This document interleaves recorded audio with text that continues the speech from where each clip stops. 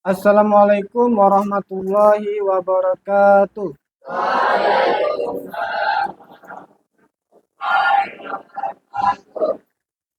Sebelum kita memulai pembelajaran coding dan kecerdasan artifisial, mari kita bersama-sama berdoa. Berdoa mulai. A'udzu billahi Bismillahirrahmanirrahim. Bismillahirrahmanirrahim. Ar-Rahmanirrahim.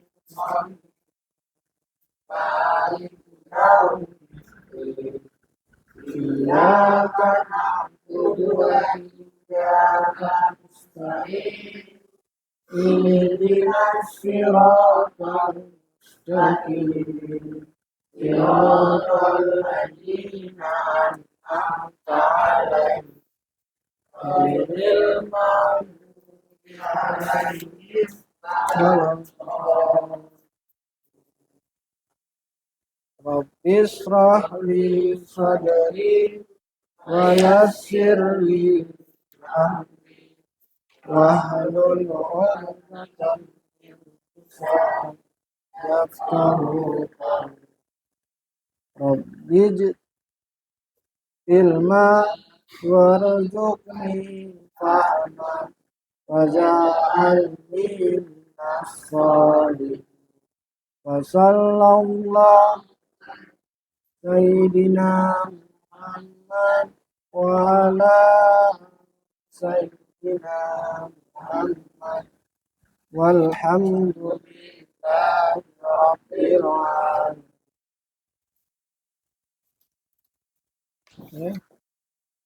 Gimana kabarnya pagi hari ini?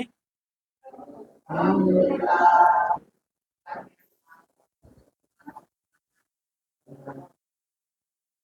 Sehat semua? Sebelum kita lanjut, set absen terlebih dahulu ya. Yang pertama, Muhammad Faik Faris hadir. Alkaf, Alvino, Gusti Ahmad Firmanto, Akhtar, Diaviarta Kausar, Muhammad Akhdan, Haikal Afkar, Muhammad Alfi Falah, kemudian Adelia, Alanis, Putri, Arlin, sakit, Jihni, dispensasi, Muhammad Rizky Haikal Al-Akbar, Firas, izin, Roid,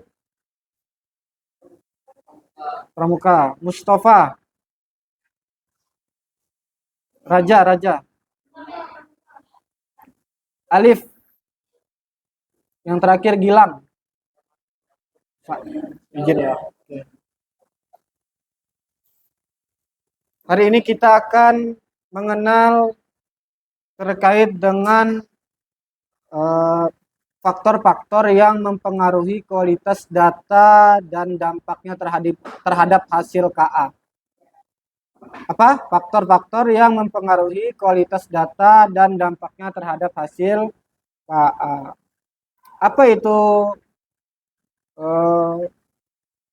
faktor yang mempengaruhi kualitas data dan dampak hasil KA? Akan kita kumpas. Sebelumnya, kemarin kita sudah belajar terkait dengan coding yang lebih seru, pembelajaran coding yang lebih seru. Apa aja kemarin? Dia masih ingat? Yang pertama apa? Program interaktif. Kemudian apalagi? Blok-blok interaktif. Sampai dengan pengenalan website terkait dengan Victoblog, penggunaan Victoblog yang ada di depan ini ya. Nah, sekarang kita akan mengenal data-data yang akan mempengaruhi kualitas KA itu. Sebelumnya ada yang sudah tahu dengan Gemini, Gemini, ChatGPT. Oke. Ada yang sudah pernah menghasilkan suatu gambar atau video dari Gemini atau ChatGPT atau aplikasi sejenisnya? Silakan angkat tangan yang pernah. Bikin apa, Bang? Oke, bikin pot tanaman. Hmm.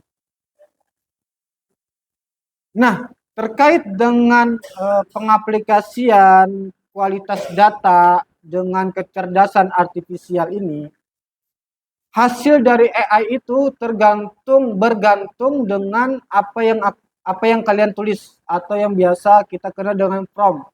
Ada yang pernah bikin prompt untuk membuat foto kalian itu menjadi sebuah animasi atau kartun, sudah pernah coba? Nah, itu bergantung dengan prompt. Ketika prompt kalian itu tidak dalam artian tidak sempurna, maka akan mempengaruhi dari hasil KA tersebut. Lalu apa saja sih faktor yang berpengaruh terkait dengan kualitas KA? Yang pertama adalah keakuratan. Jadi dataset baik itu Google Translate, terus Google Maps, terus pendeteksi cuaca, datasetnya itu harus lengkap, ya, atau gambarnya itu harus jelas, sehingga akan mempengaruhi hasil yang dikeluarkan. Kemudian kelengkapannya, data-data itu harus lengkap, harus akurat, juga harus konsisten. Misalnya satu variabel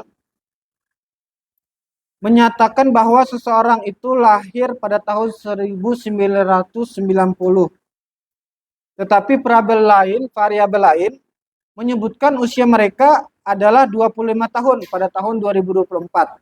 Maka di situ adanya ketidakkonsistenan. 1990, tetapi di variabel lain menyatakan bahwa mereka itu berusia 25 tahun pada sejak tahun 2024. Nah, itu tidak konsisten.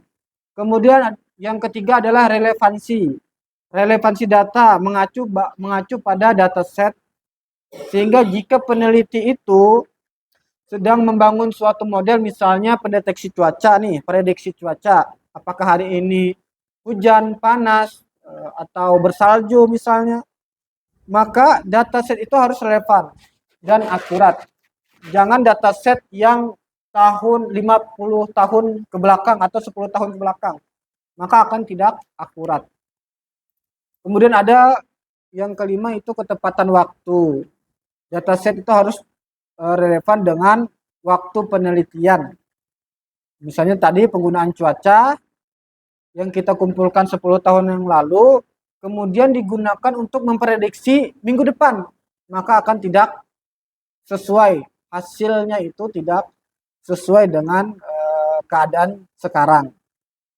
Yang keenam, kebersihan data cleaning atau pembersihan dataset. Jika dataset mengandung kesalahan, kita bisa belajar dari pola kesalahan tersebut.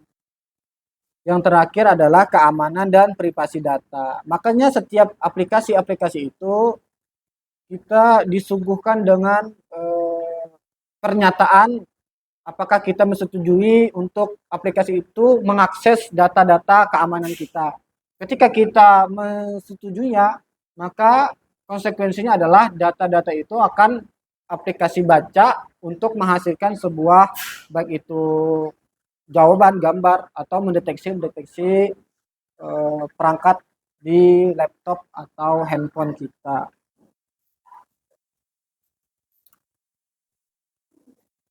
Oke, materi hari ini berkaitan dengan kecerdasan artifisial generatif serta pengimplementasiannya di kehidupan sehari-hari. Contohnya di pembelajaran kita. Apa itu kecerdasan artifisial atau artificial intelligence, AI? bahwa konsep yang luas tentang mesin pencarian ini biasanya melakukan tugas-tugas untuk membantu atau memberikan kemudahan kepada manusia melalui kecerdasannya. Kecerdasan AI ini bisa memahami yang pertama bahasa, kemudian bisa membuat perencanaan planning untuk ke depan. Ketika kita bikin prompt-nya untuk kata perintahnya, maka dia akan menghasilkan suatu perencanaan planning ke depan sehingga kita bisa melihat. Dan yang biasa kita lihat contoh dari kecerdasan AI ini adalah pengaplikasian misal games, contohnya catur. Nah, catur, ada yang pernah main catur online? Ada yang pernah coba melawan botnya, bukan manusia. Nah, di situ ada kecerdasan AI-nya. Ketika kita apa namanya raja maju atau benteng maju, maka yang botnya itu akan menganalisa bagaimana caranya dia bisa mengalahkan kita atau mensekak mat kita, walaupun bukan orang asli yang main. Nah, itu termasuk dari kecerdasan artifisial dan lain sebagainya. Atau contoh lain, machine learning, mesin pencarian. Sama halnya seperti Google ya, Google, Mozilla, itu ketika kita ketik apa gitu, keluarnya apa. Salah satunya juga dengan quick draw. Ketika kita menggambar suatu imajinasi, misal clue-nya adalah kacamata. Ketika kita menggambar kacamata, maka aplikasi itu menyebutkan itu kacamata. Atau sebaliknya, hewan, dia akan menyebutkan hewan. Nah, lalu apa sih dampak terkait dengan AI ini? Dampak terkait AI ini untuk ke depan, untuk masa depan. Yang pertama bahwa AI ini harus adanya etika dalam penggunaannya. Tentu kalian sebagai siswa harus cerdas dan harus disiplin dalam penggunaan AI ini. Kemudian di dalam penggunaannya juga harus adanya transparansi dan keadilan. Maka ketika penggunaan KI ini berarti pengguna harus mengetahui cara kerja sistemnya, bagaimana data itu digunakan, bagaimana hasilnya menghasilkan sesuatu. Kemudian pengguna juga tidak boleh tertipu dari informasi yang dibuat oleh KA. Karena banyak kan sekarang ini muncul hasil AI, misal Presiden Jokowi berbahasa Arab. Ada yang pernah nonton? Atau Presiden Jokowi berbahasa Mandarin lancar. Ternyata itu hasil dari AI dan bukan bukan apa namanya pemimpin atau public figure yang sebenarnya. Itu hasil AI. Bahkan untuk kita sendiri pun bisa membuat seperti itu.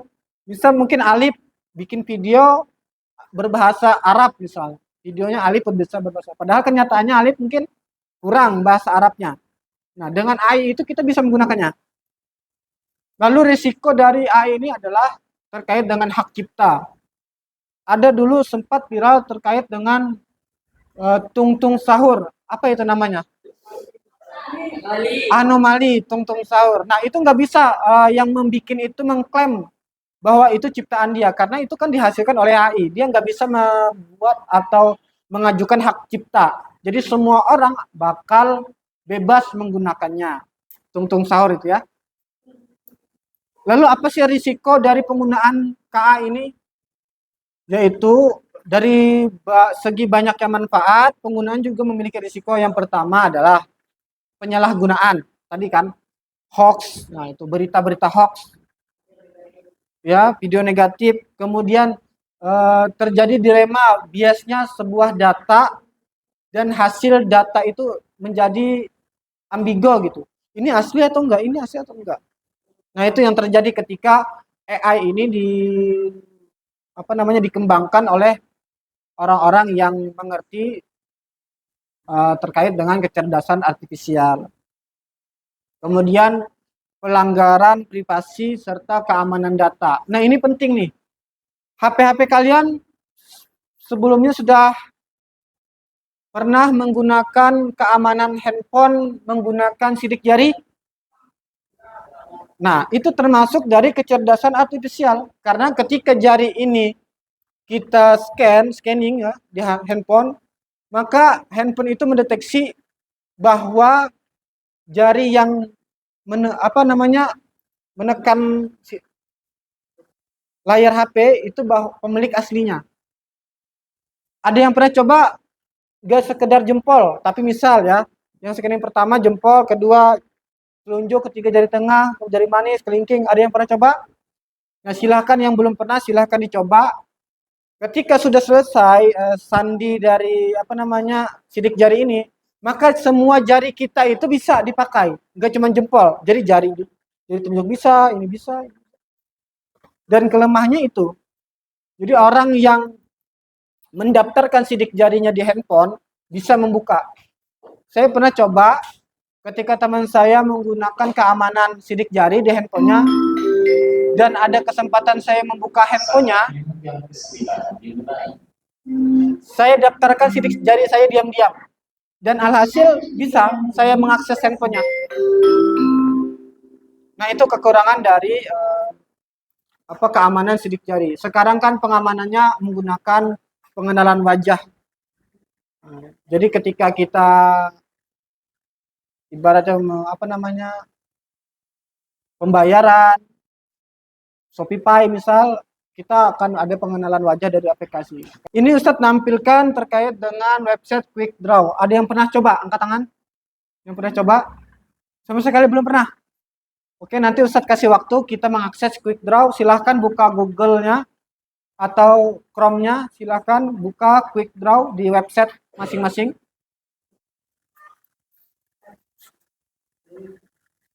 Jaringan. Yang terkendala jaringan mungkin bisa lihat punya temannya dulu di samping ya. Yang bisa aja dulu.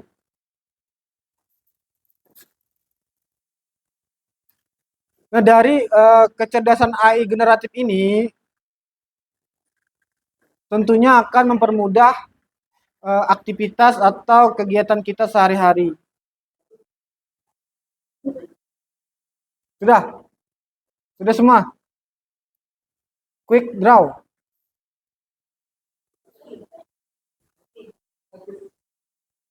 Silahkan boleh klik Let's Draw-nya. Nah, di sini nanti Quick Draw akan memberikan kita waktu 20 second, 20 detik untuk kalian menggambar clue dari Ustadz. Misal Ustadz katakan clue-nya kacamata, maka kita akan bikin gambar kacamata selama 20 detik. Seperti ini.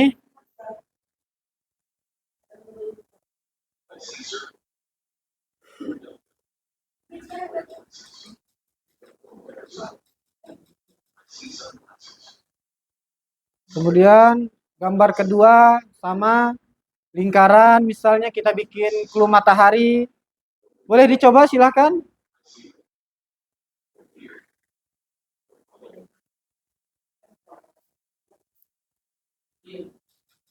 Dua 20 detik aja ya waktunya. Sun, matahari. Atau kita bikin misalnya gelas ya. Gelas gimana gambarnya gelas, misal.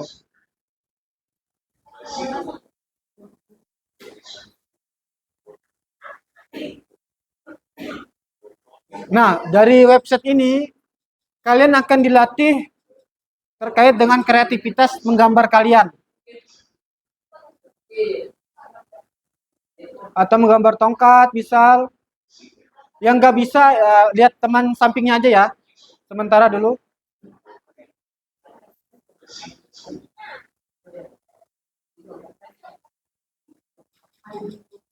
Nah, silahkan dicoba.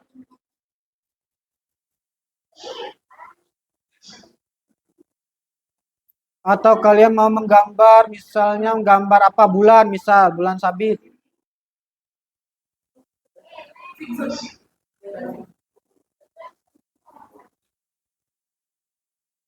atau pisang. Sesuai kreativitas kalian aja bikin.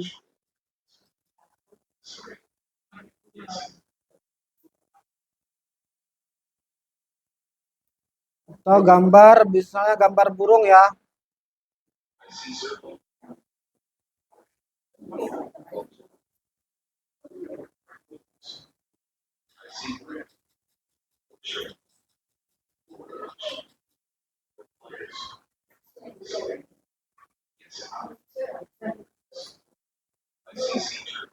Nah, ini hasil dari gambar yang kita bikin. Ada 6 gambar. Nah, itu hasil itu dari clue-clue yang Ustadz kasihkan ke kalian. Misal buku, gimana kalian menggambar buku. Maka di situ kalian akan melatih diri kalian untuk mengembangkan kreativitas dan membuat gambar itu dalam waktu 20 detik aja. Makanya ketika gambar kalian kurang akurat, misal kalian membuat sebuah semangka, tapi ternyata bentuknya itu lonjong atau kotak, maka quick draw atau AI tadi mendeteksi itu bukan semangka, malah dia bilangnya lain. Nah, itulah maksudnya data yang tidak sempurna yang menyebabkan atau mempengaruhi hasil dari AI tersebut. Silahkan dicoba, Ustadz kasih waktu 2 menit untuk mencoba-coba terlebih dahulu.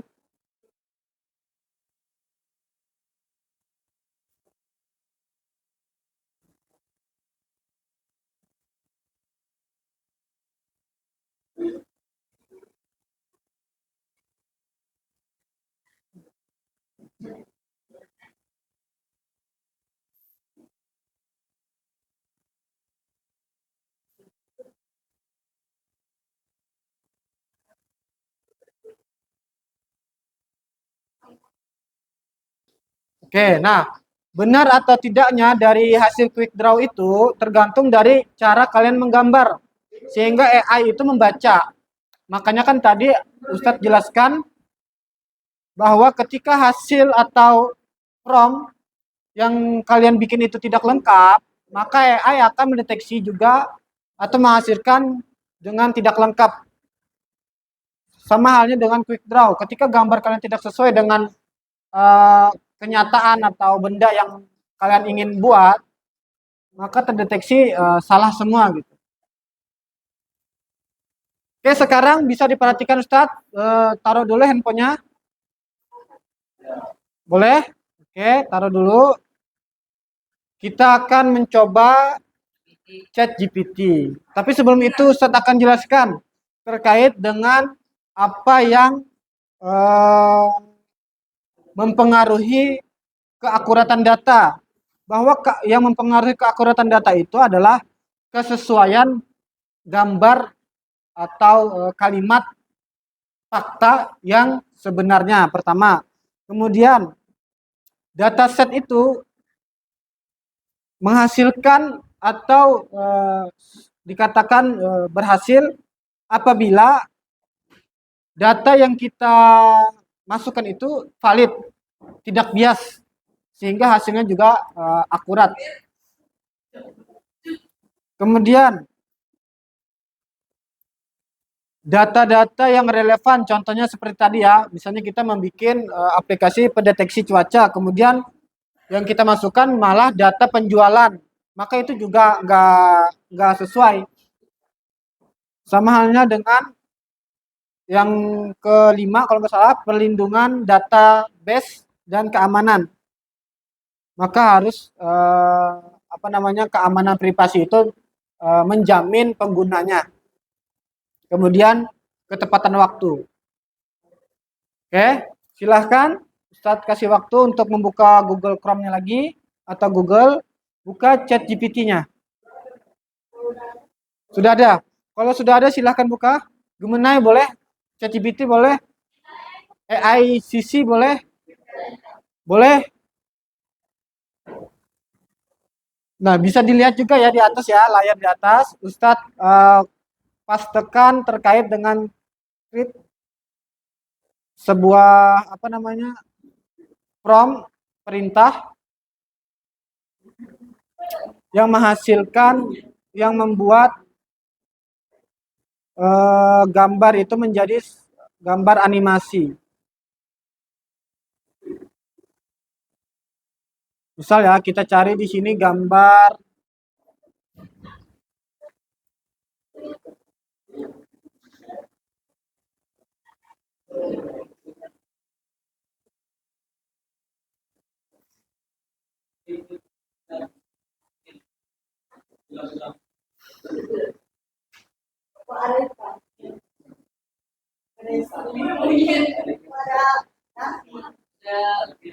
ada yang mirip, ada yang sama.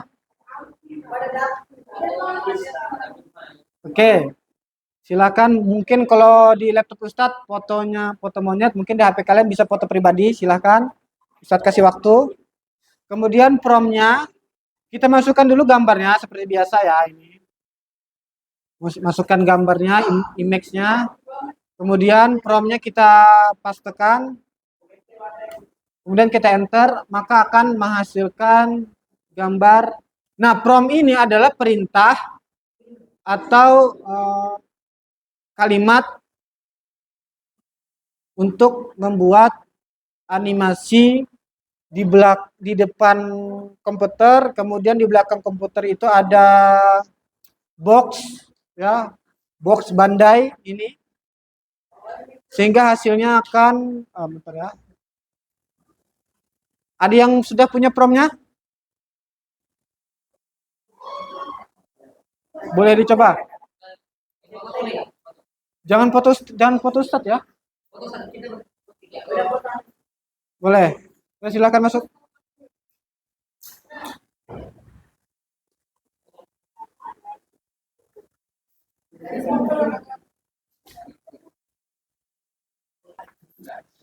Oke, sambil kalian mencoba ya dengan prompt yang sudah kita bagikan, ini Ustadz akan bagikan lembar kerja tertulis, boleh dijawab. Boleh dijawab masing-masing. Cukup pilihan gandanya ya, cukup pilihan gandanya. Ini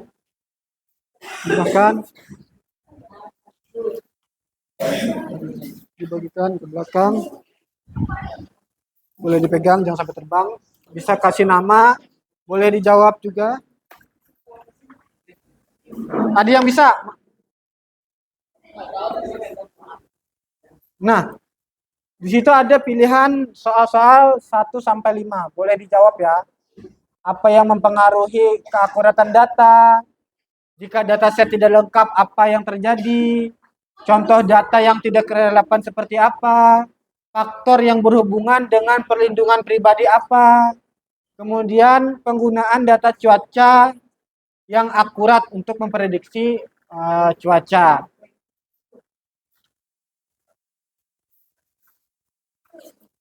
Gimana? Ada yang sudah berhasil? Terkait penggunaan ChatGPT?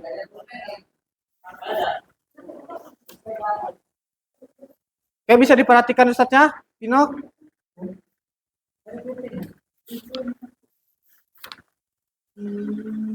Oke, sebelumnya ada pertanyaan terkait dengan ChatGPT atau Quick Draw? Ada yang berhasil sudah? Kalau yang berhasil boleh maju sini, saya mau lihat. Loadingnya lama ya, itu karena biasanya kalau loadingnya lama, ini hasilnya ya. Nah, oke, pertanyaan yang bagus ya. Gimana sih cara bikin seperti ini? Ketika kita menggunakan ChatGPT atau Gemini, maka kita harus membuat promptnya dulu. Prompt adalah yang utama. Kalimat perintah itu akan akurat, akan bagus hasilnya dengan catatan prompt yang kita buat lengkap dan detail. Ketika Ustadz mengirim image monyet, kemudian Ustadz bikin prompt seperti ini, prompt ini sudah termasuk prompt yang lengkap. Kemudian AI akan menghasilkan yang bagus juga. Di belakang ada komputer, kemudian ada kotak Bandai. Nah, nanti promptnya Ustadz kirim ke grup ya. ke grup, Ustadz kirim biar kalian bisa mengaplikasikannya ke foto pribadi kalian. Ini promnya. Nah, ini promnya. Jadi ini yang menjadi apa namanya keuntungan kita mengetahui AI atau kecerdasan artifisial. Ada yang berhasil boleh maju sini, silakan. Sebelum kita akhiri. Nggak bisa. Oke, terkait dengan bisa balik lagi, bisa balik dulu. Oke, terkait dengan gagal memasukkan prompt itu biasanya karena terkendala pertama jaringan atau memang database kalian kepenuhan. Itu juga dapat mempengaruhi. Itu nggak perlu dikerjakan, cukup yang 5 soal yang di bawahnya. Oke, sambil itu boleh dibawa pulang ya, soal-soal itu nanti dikerjakan, kemudian dikumpulkan ke Ustadz. Mungkin terkait dengan materi faktor-faktor yang mempengaruhi kualitas data dan dampaknya terhadap hasil KA. KA itu apa? Kecerdasan artifisial. Mungkin itu saja ya, baik itu penggunaan Quick Draw ataupun ChatGPT. Mungkin bisa kita akhiri sama-sama dengan mengucap kalimat hamdalah bersama-sama.